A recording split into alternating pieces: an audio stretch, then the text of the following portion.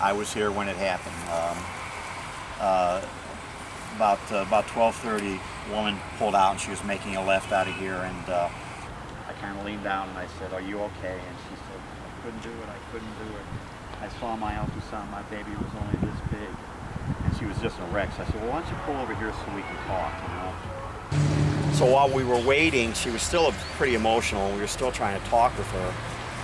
The father showed up, and he pulled his car right alongside of hers, got out of the car, walked up there very quickly, and then I saw him make a quick motion into the car.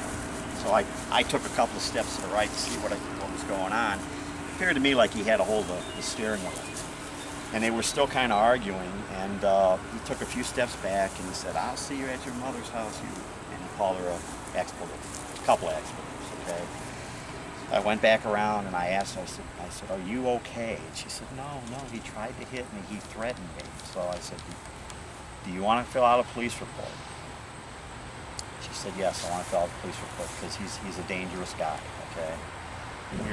Cheryl took her over to Burger King to get her out of the heat, get her something to drink, and she was calming down, and she started to talk to Cheryl about her other children and how one of her children said, when she found out she was, pregnant with this baby, "I want to paint the baby's nails." So she kind of thinks she's a girl, So after Cheryl talked with her, she got her to agree to at least text her, when she got home that she was okay, because that's the other thing I mentioned.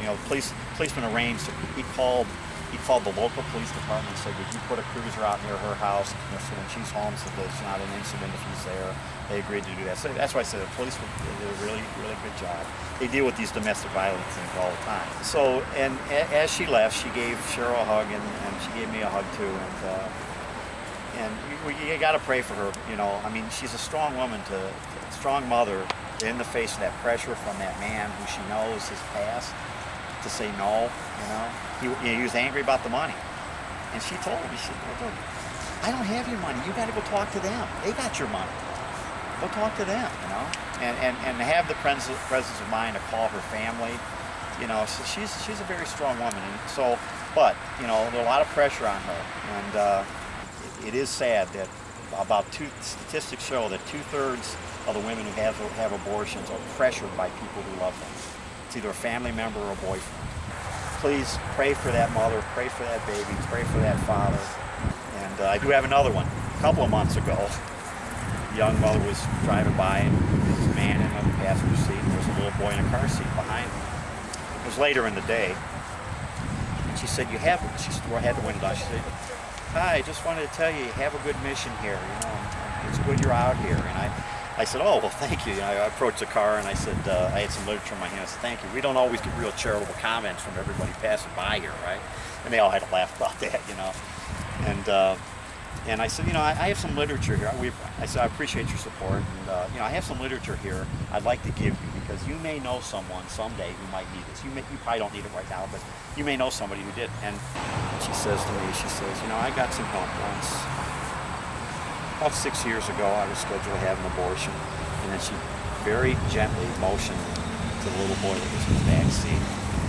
I said, "Oh, really?" I said, "God bless you." She said, "Yeah, somebody gave me some literature, and I got some help, and my faith got me through it. And I just wanted to tell you that, And I thanked her. I said, "Thank you for your courage for telling us that, because that's a courageous thing for a mother to admit, that she was considering that. She's willing to share that, to show the blessing that she had to someone who was here. Because someone 6 years ago in Chicago was there for that young mother. I'm convinced that the Lord sends those things to us to give us encouragement. So God bless you for what you do and for your witness.